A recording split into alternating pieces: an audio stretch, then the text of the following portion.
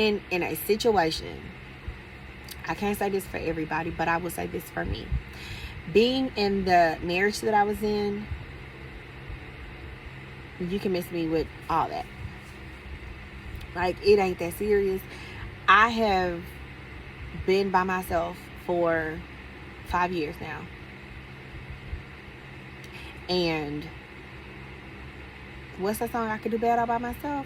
I could do better by myself. I've really, not bad. I could do better. I've realized that I can do better by myself. Now, do Sharita always want to be alone? If God wills for me to be with somebody, that person will come. But please believe, if it ain't him, I'm not settling for nobody and nothing less. Like, I have lived through hell. I am not signing up for it again. It is not that serious. Like, I'm learning that I can get fulfillment from relationships outside of sexual ones and marriage or partnership for marriage, things like that, boyfriend and girlfriend, things like that. Like, I get fulfillment from my other relationships. Companionship. Most people seek companionship, and when you look up companionship is defined by friendship. So I am learning that my friendships,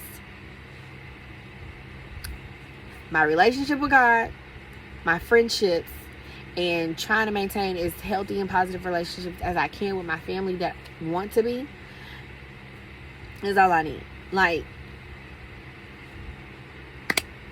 I am not trying to be connected to people who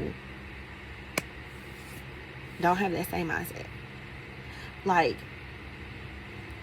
you cannot walk through hell. I don't know people. It is crazy to me to walk through hell and turn around and walk back in it.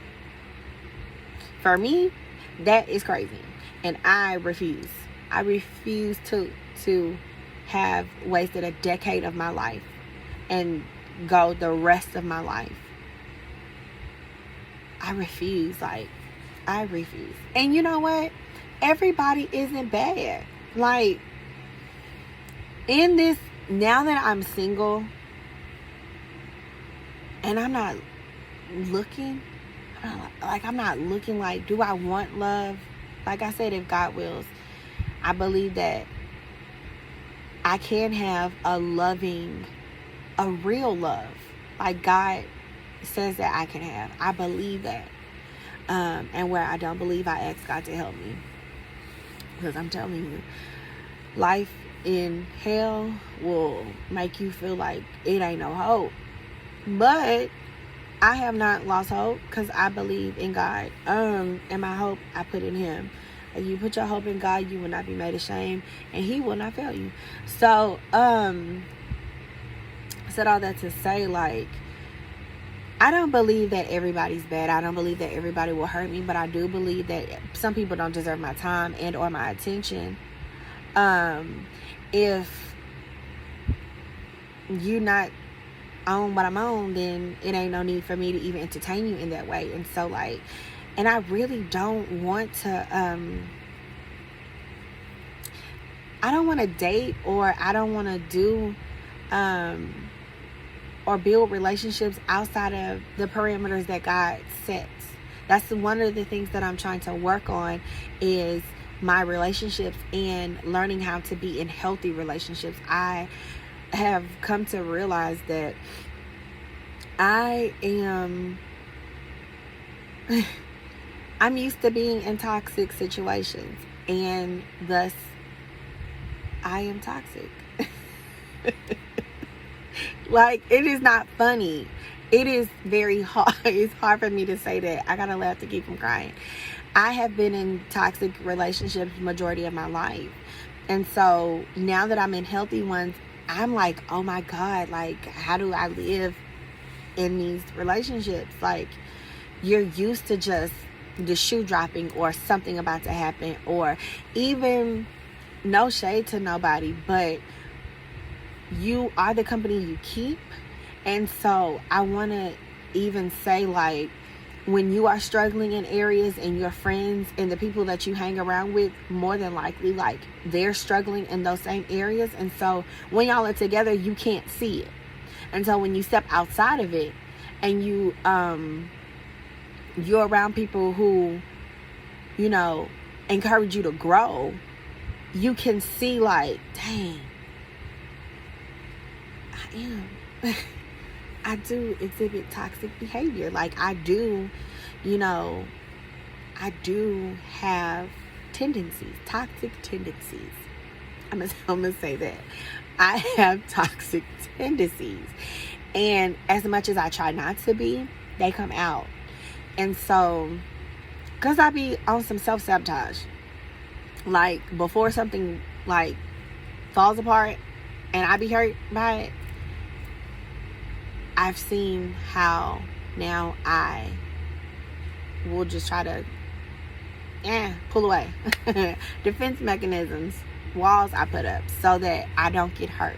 But I'm in a place where I can trust the people that I'm around. Not saying that everybody couldn't be trusted, but what I'm saying is I know that the people that I'm surrounded by in this place, in space, and in my life, that I trust them, and they handle me with such care, and they love me through all of the heartache and the heartbreak, and they love me through this process of me rebuilding, of God rebuilding me, and God remaking me in all of these things. And so I know that I'm safe here, but it's like it's hard for me to explain it, but I'll try. I know that I'm safe here, but I have to constantly tell myself, like, you're safe here. Because where I thought I was safe, I was not safe. I was definitely in harm's way. And where, I wanted to be safe, like nothing about it was safe. And so now that I am safe, mentally and emotionally, and all of those, spiritually, now that I am safe, I have to constantly tell myself, like, no, you're safe. Like, no, these people won't do that. Like, no, it's not going to be that way. No, it's not going to turn out that way. Because when you're around people your entire life, like some of these people I've known since I was a child. Some of these people, I've trusted since my childhood, and it's like you think you're safe and they show themselves to be an unsafe place, or, not. And it's like, well, if you can't trust people you knew your whole life, then who can you trust? Like, I'm just being honest. But God is showing me, like, there are people who can be trusted, and there are people who have your best interest at heart, and there are people who have your best interest at heart and don't manipulate situations and circumstances just to get what they want to benefit. That don't use you, that don't take advantage of you, that don't want anything from you or need anything from you. They just enjoy you being you, And so I've come to see that, like, because, like, I deal with rejection and abandonment a lot. And there was this comment, I'm going to say this because it needs to be said. And so that people can understand why it's so hard for me. I don't care if, like, everybody understands it. It's just the people that are around me.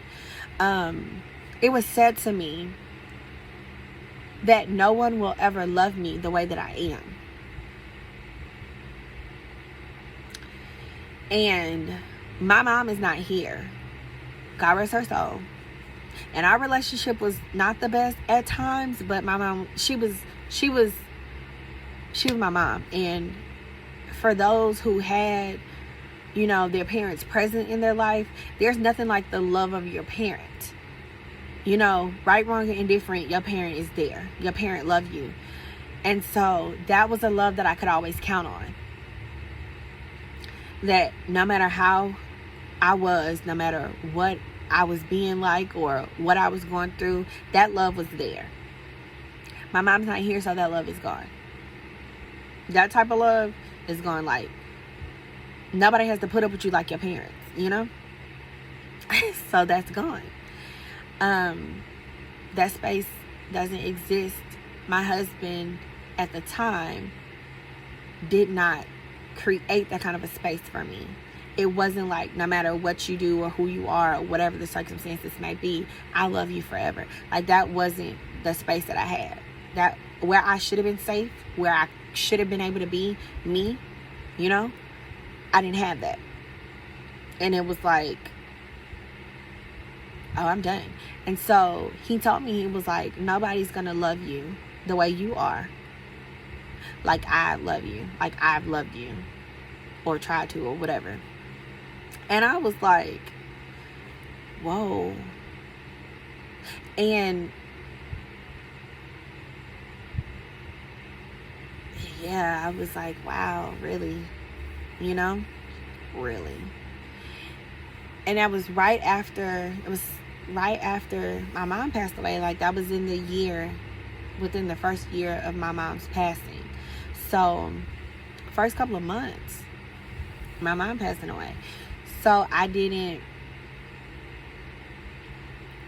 was just in this weird space, and that's something that plays in my mind, unfortunately. But I'm believing God to renew my mind, and I'm believing, you know, what the Word of God says about me, and, you know, how He created me. And so, as long as I apply the principles of Scripture, and I get rid of the things that are my toxic tendencies, the things that are not in alignment with what God says love is and how you should be in relationships, then I am capable of being loved. And there are people, and I thank God for my leaders that I have now. I thank God for the church community that I have now, that, you know, like, they genuinely love me for me.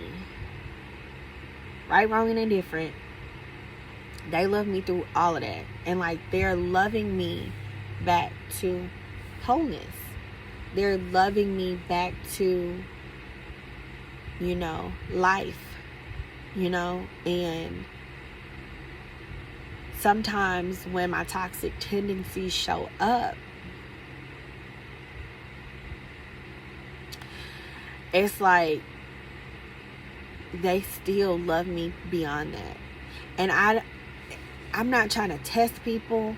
I'm not trying to be this way. Like, I really am not. It happens. But I believe that God allows things to come up so that you can be done with those things, so that they can come out. You know, if something is stuck down in a place, it can never come out. You have to dig it up. And so I believe that as I am going through this process of healing, that things are coming up in ways, in thought processes, and all of these things are coming up, and they're coming out so that I can be healed and that I can be made whole. But it's like, oh God, you have to see yourself. Like, you have to see yourself. I don't take advantage of the grace that I have. Like, I'm not out here just like, y'all, this is just who I am. Like, no.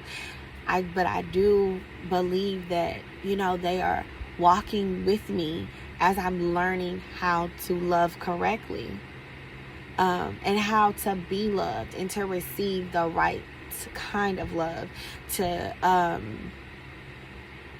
see that there is love without motive, that there is love without condition, you know, that it's just all love. You know what I mean? Like, it's just love. It's crazy to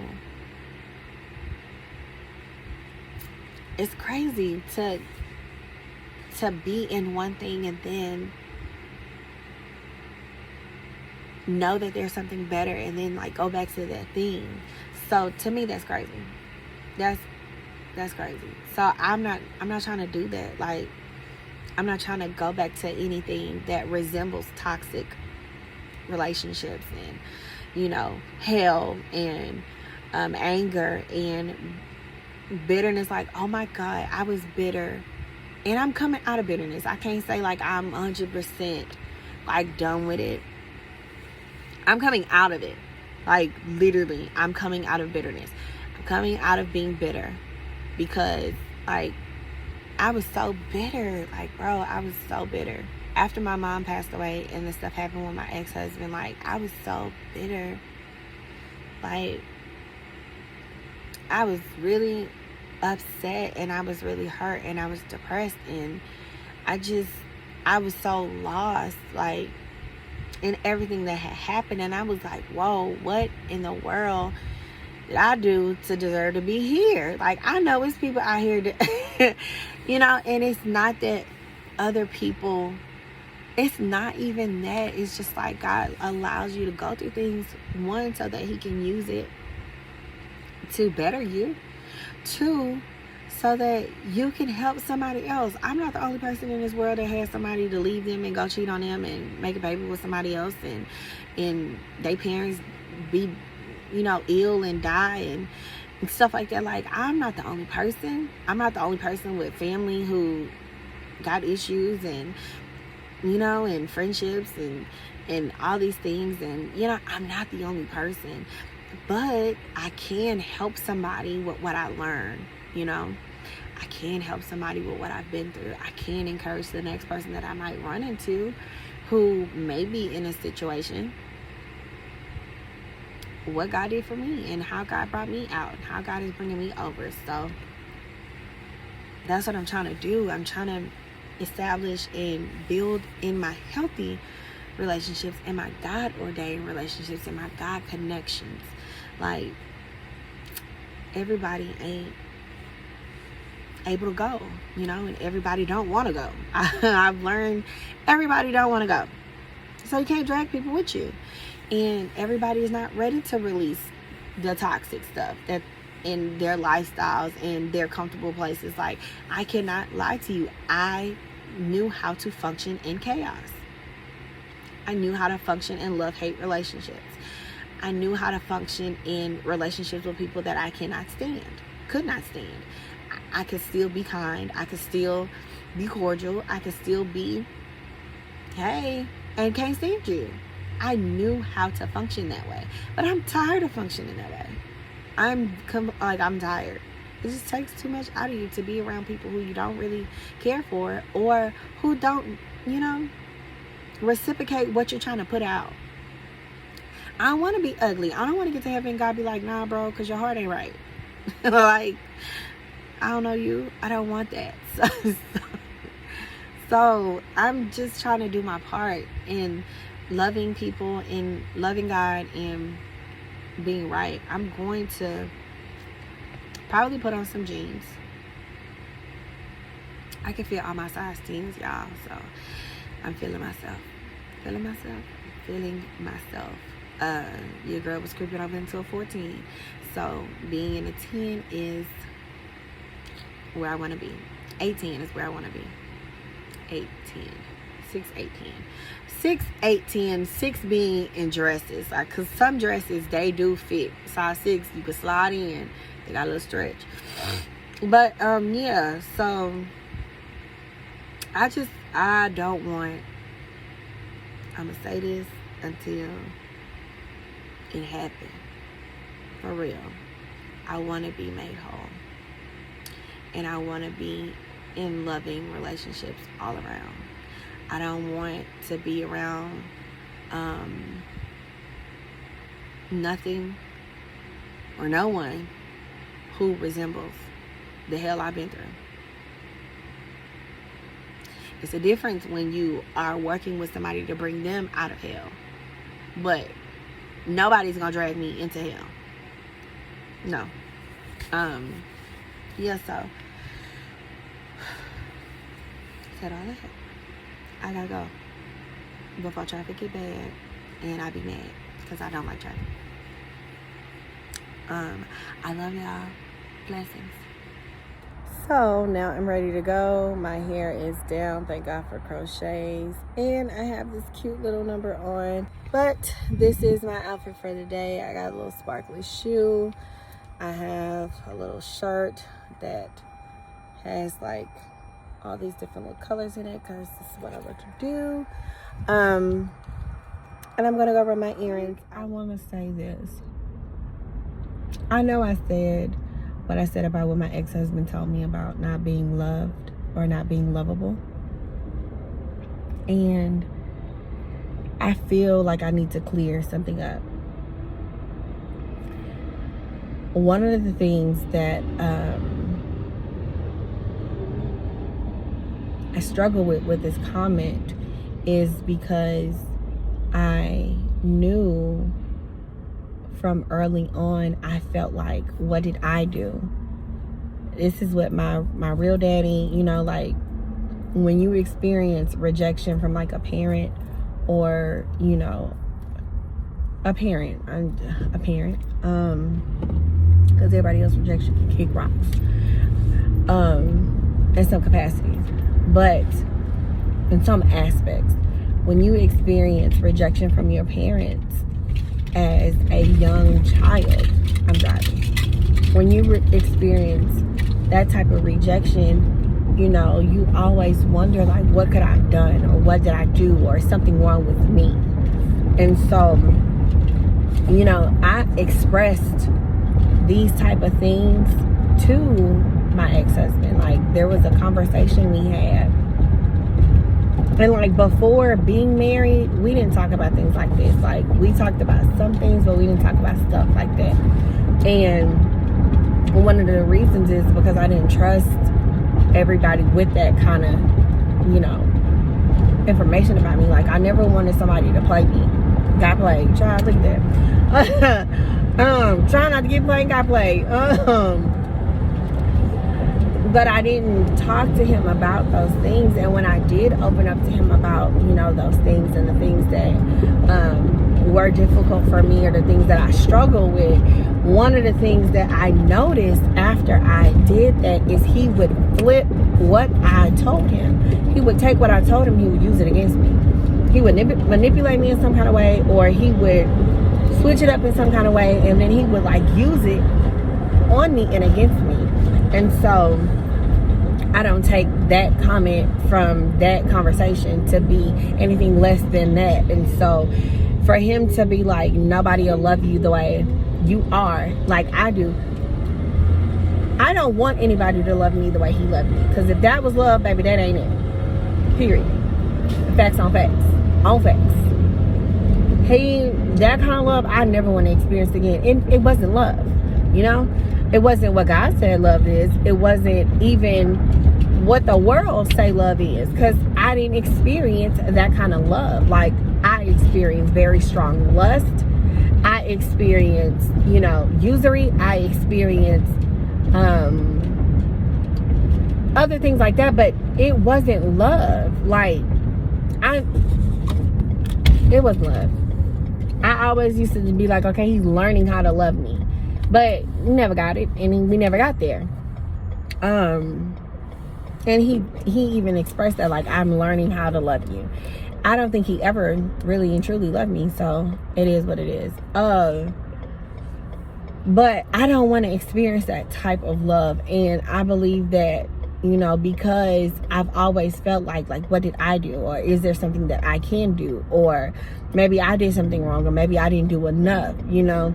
It was just something to say to keep me holding on. It was something to say to manipulate the situation so that he can continue to have that kind of space in my life, because I'm one of those people, like, where I just be loyal, and I be too loyal to the wrong people, clearly. And, you know, you out here doing whatever you want to do. And so long as you know that you have me tucked away in your back pocket, you know, that's what you wanted. So, I just felt like I needed to clear that up. You know, it's not okay for someone to play with your emotions and to play with your mind. A lot of people, you know, they experience physical abuse, and truthfully, abuse is not just physical. It is not just, you know, somebody putting their hands on you.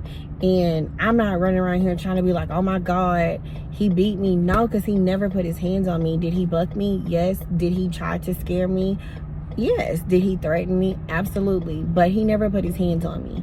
But the things that he did to me mentally and emotionally, is hard for me.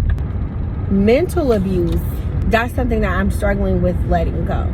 I do not condone any type of abuse.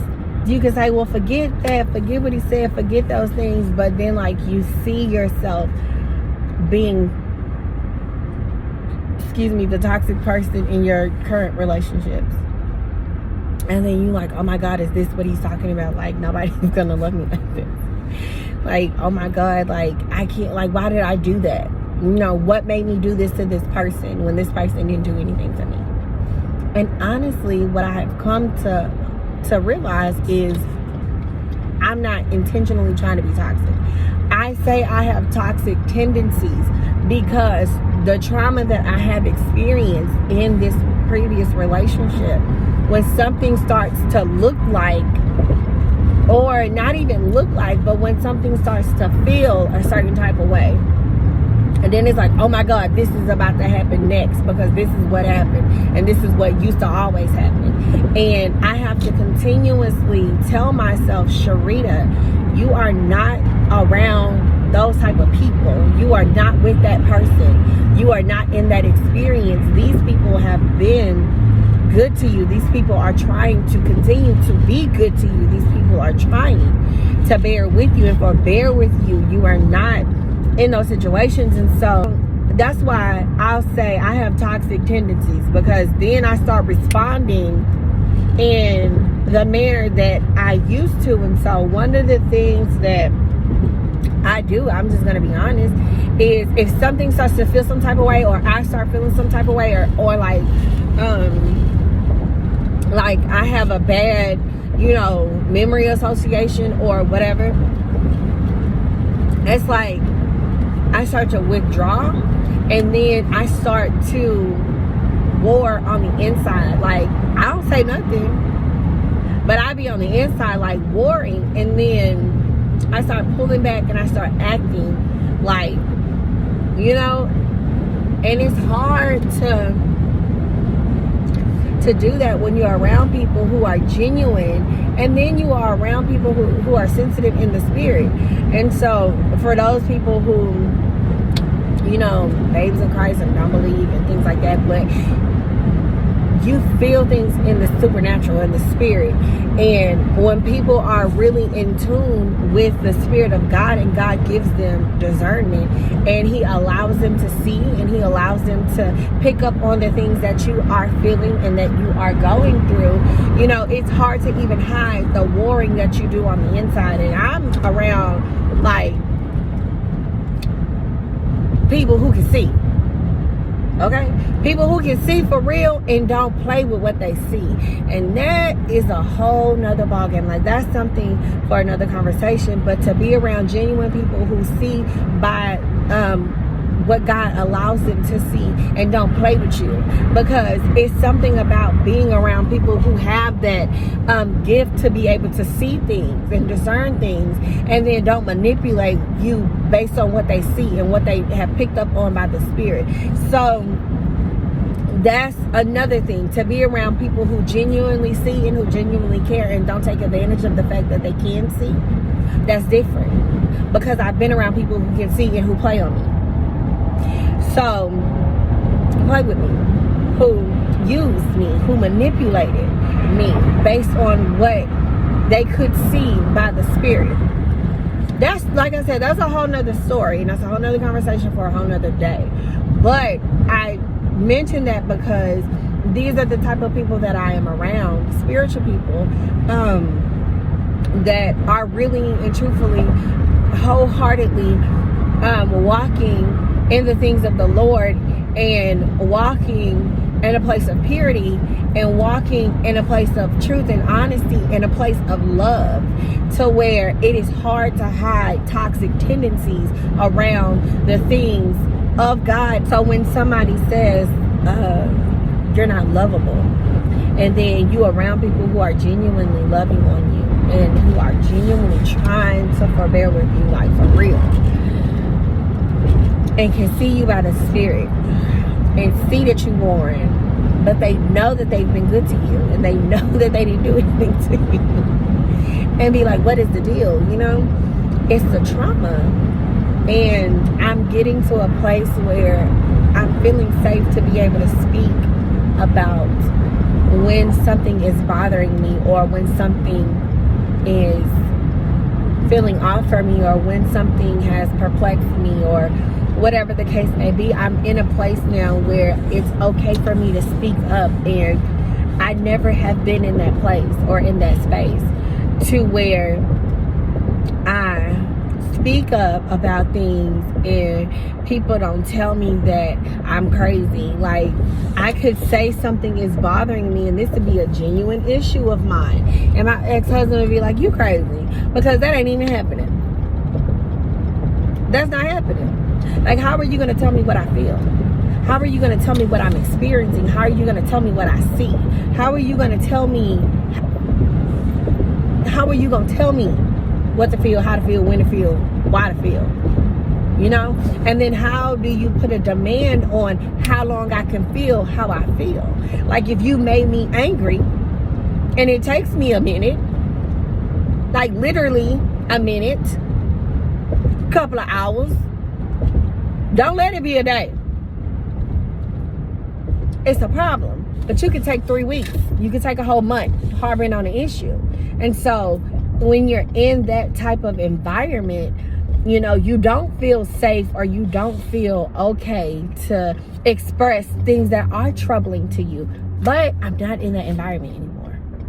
And so I'm learning to say what's really going on. And I'm learning to trust that I can say what's really going on, and people won't leave me. And people won't reject me or abandon me or make me feel abandoned, because my ex-husband used to physically be there, but he wouldn't talk to me for weeks. Like, he literally would not talk to me for weeks. And then it got to a point to where it was like, okay, it's been this long, like, you need to nip this in the bud. Like, I literally would be like, it's been 4 days now. Like, 4 days was my max, because it would go so long. I remember one time, like, we got into, this is the first time he threatened me. It was like in our first year of marriage, and that's when like stuff started happening, and I was like, oh my God, I married the wrong person. Like, I made a mistake. Stuff started happening, and you be like, oh my God, I made a mistake. Like, this person did not exist before. Where did this person come from? I just knew I was gonna get beat. But we got into a disagreement, and I'm one of those type of people where, for the most part, like, no, we finna fix this, because I'm not finna walk around in distress in my own home. I don't have time. That the Bible say, don't let the sun go down on your wrath, baby. We is not finna go to sleep like this. So it was like one of those type of situations, and I was trying to talk to him, and he went and locked himself in the restroom, and I was like, open up the door. Like, you cannot do the things that you used to do with your parents or with your friends or whomever when you're in a relationship. And my daddy, I remember, he used to lock me out, and I used to be like, I used to just knock on the door. Baby, I don't get tired. I used to just knock on the door, like, I'm still here. And then my daddy would eventually just be like, girl, what? You know, girl. So I'm just sitting there knocking on the door. And this guy opens the door, and he was like, if you don't stop, I'm going to choke the life out of you. If you don't leave me alone, I'm going to choke the life out of you. And I was like, oh my God, he ain't playing. He really going to try to kill me. He was so much bigger than me, and I was just like, oh my God, you know, I believed him. Listen, I don't take some threats lightly, and I believed I was going to get the life choked out of me. So I just was like, oh my gosh, you know, how to marry Ike. And that's what it was. Like, it is what it was. And so when you're in relationships where you don't feel like you can say your piece, when you're in relationships where you don't feel like you can be free, you know, when you get into free situations, you still walk around like you bound. What did they say? Somebody said something, or I read something. Y'all gonna always see me say this, but I read or heard something about it saying, when you have an animal chained up outside, they're used to being chained up. And when you take them off of the leash, they still act as if they're chained. That is what I'm trying not to do. It's like, act like I'm bound when I'm no longer bound. And so that's the space that I'm trying to get comfortable in. Like, Sharita, it's okay to say that bothered you, or you didn't like that, or, you know. And then I'm learning to not be so offended, like, and not to be so offensive. Like, everybody is not out to get me. Everybody is not making sly comments to belittle or berate me, or to, you know, play with my mind or my emotions. It's not that kind of game. There's no trickery going on here. Like, I'm okay. I'm safe here. I'm learning how to be safe. I feel like a foster kid or something that's been through hell in a foster care system, and then like they get into a nice home and they looking like, oh my God, you know, like it's one of those situations. But I know these people, and I've been around these people for some years now, and so they've always been consistent in the way that they handle me, and so like I'm just trying to learn how to be healthy in a relationship, in my friendships. God willing, if I have another companion, in a husband or whatever, like I want to be healthy. I don't want to be looking over my shoulder. I don't want to be comparing to the last, because baby, if it ever reflected, you won't get me.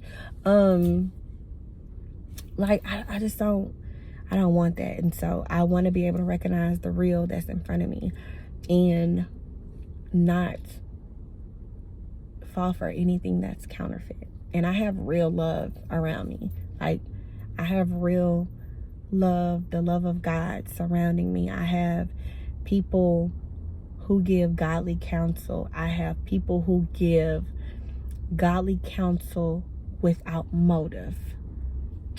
Important. We will talk about that on a later day. Somebody giving you counsel and they don't have a motive behind what they're saying to you. It's not depending on something that they need or they want. It's just the truth of what the Word of God says and how it applies to my situation. And so I have that now, and I'm thankful to God. Like, I thank God that I have it, because I mean, after what I've been through, after what I experienced, and all that I just came out of, it's like I really, truthfully, would never trust people again. What the enemy tried to do to me in that time, in that season of my life, was destroy everything that I knew to be the truth, and to twist and flip everything that, you know, I knew the Word of God said, and to warp how I saw things and how I viewed things and how I looked at people and how I experienced things. And like, truthfully, I'm gonna tell you right now, like, I'm just being honest, it's like I don't have a heart. I don't know how to express it. Like, my heart was shattered, and God is giving me a new one. So that is that. I'm about to go enjoy the rest of my day. I hope that you all enjoy your day. Blessings.